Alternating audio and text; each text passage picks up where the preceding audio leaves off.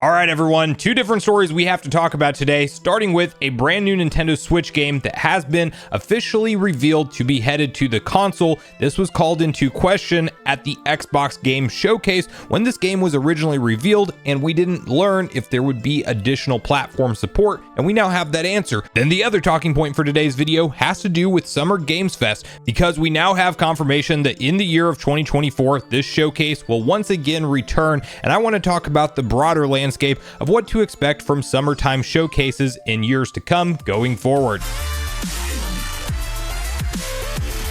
What's up, nation? Make sure you like, subscribe, and turn on your bell notification if you haven't already. And as mentioned, guys, today we have a couple different stories to unpack, and we have to first kick it off with a conversation around the newest Nintendo Switch game that is confirmed to be headed to the platform this year. We saw a couple different Persona games officially announced at the Xbox Game Showcase, and one of them is for sure coming to the Nintendo Switch, while the other one is still called into question around that, and honestly, it seems like it's probably not in light of this announcement. But to first get on the same page with the game that will be headed to the Switch, let's hop over to Nintendo Everything and read through their typed up article together. Persona 5 Tactica confirmed for Switch. Atlus is bringing Persona 5 Tactica to Switch, the company just confirmed. It will release on November 17th, 2023 worldwide.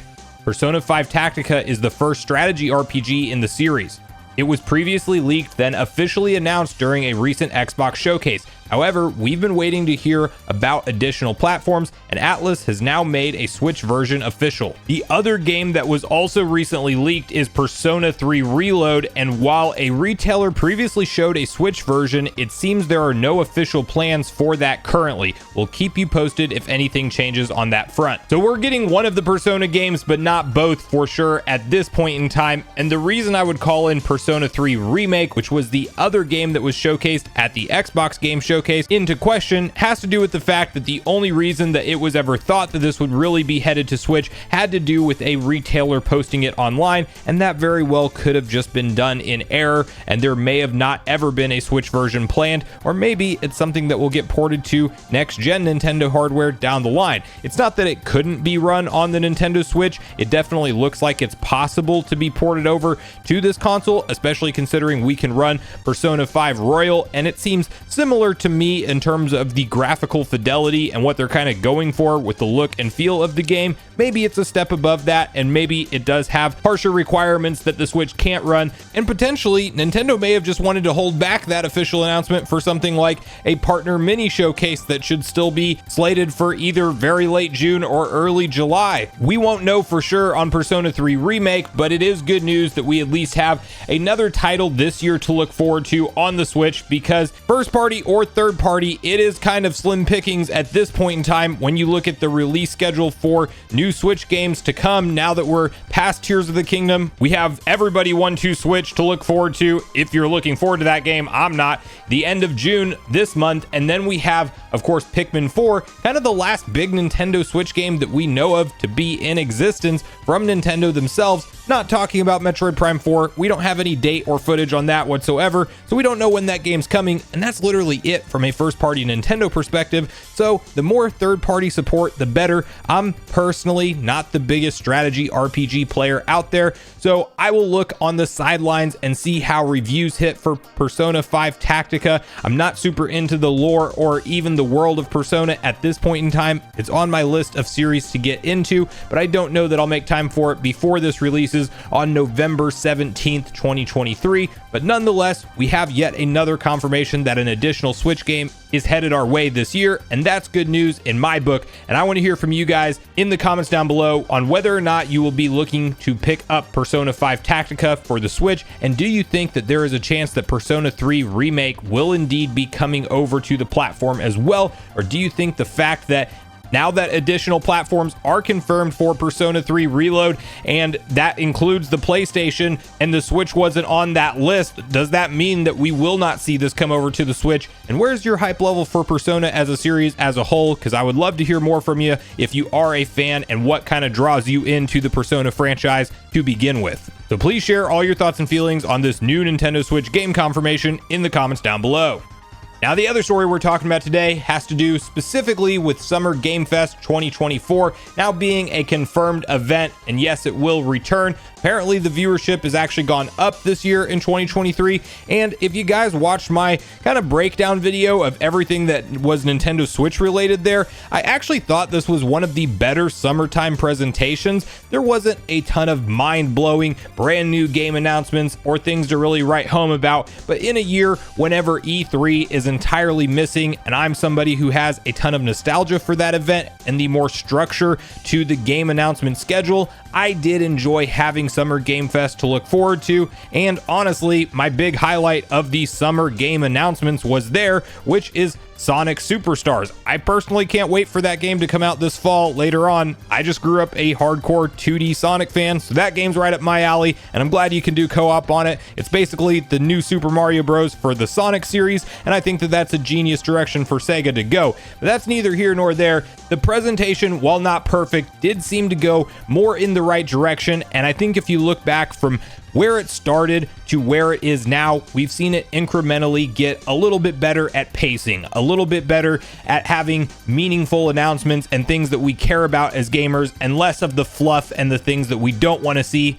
And I'm hopeful that in 2 or 3 more years that this can really be a structured E3 replacement that we all treat on that same level. And depending on what kind of companies Jeff can get on board to be at this showcase, like Nintendo, the big missing one at this point in time, we may or may not have a decent event to look forward to annually in the summertime once again, because I don't know that E3 will ever come back. It might not, but to first get on the same page with the official announcement and details around Summer Game Fest 2024, let's quickly hop over to VGC and read through their detailed typed up article together. Summer Game Fest is returning in 2024 following what was a record-setting event this year, according to producer Jeff Keighley. Following a record-setting 2023, the event will return next June, producer Jeff Keighley tweeted on Tuesday. Next year's Summer Game Fest will once again include a live showcase event to kick off proceedings. And it will again be followed by Play Days, an invite-only preview event for media and influencers, which is produced by IM8bit and held in Los Angeles. I've seen a lot of varying opinions online around Summer Game Fest and whether or not fans enjoy it or you don't.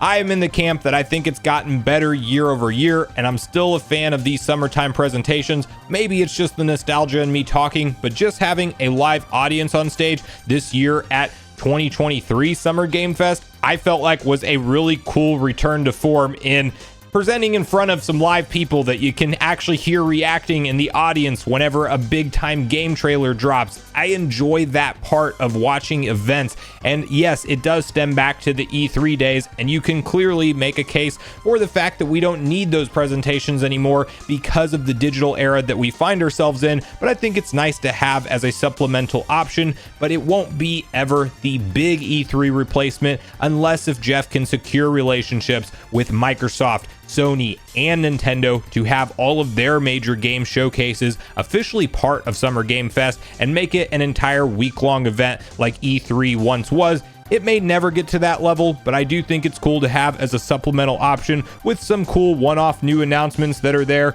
Sonic Superstars and Prince of Persia both stood out to me as my 2 big highlights, and they were both at this showcase. So I personally am a fan of this news about it returning. I'm not ever going into Summer Game Fest with the highest expectations in the world by any stretch of the imagination, unless if Nintendo says they're holding their direct alongside of Summer Game Fest. I'll never have my hype levels to the maximum thinking we're going to get the new Marios and Donkey Kongs and things like that announced there, but I do think it's a cool additional summertime event that we can now pencil into our calendars. E3 is a total coin toss at this point, and we really won't know if they're ever going to return to form, so at least we have this one to somewhat say is a staple summertime gaming presentation going forward, which I like to see. And now we just have to ask ourselves the question for this year: what the heck is Nintendo doing? And we'll dive into that more in a upcoming video, but we either need to get a direct mini partner showcase announced towards the tail end of June or early July, or something from the big end. Let's hope we hear from them sometime before September,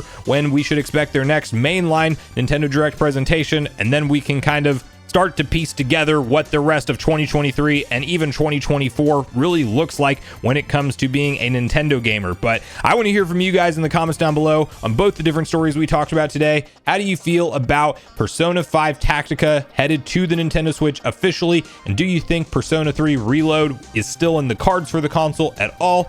And what do you want to see personally when it comes to summertime game presentations going forward, or really presentations as a whole? Are you a fan of the more live on stage structured format like we see held at Summer Game Fest? Or do you think that that is just an archaic structure and we really don't need it in this more digital age that we are in now? And in a perfect world, would you like to see E3 return and rival Summer Game Fest, or would you like to see Summer Game Fest just kind of become the E3 replacement? So regardless of your thoughts and feelings on everything we talked about today, I do look forward to hearing from you all in the comments down below before we leave the video, as I do look forward to getting a back and forth conversation started with you all around these topics. Go watch yesterday's video next if you haven't already, which is on screen right now. Also make sure you like, subscribe, turn on your notification bell, and I will see you guys in the next video.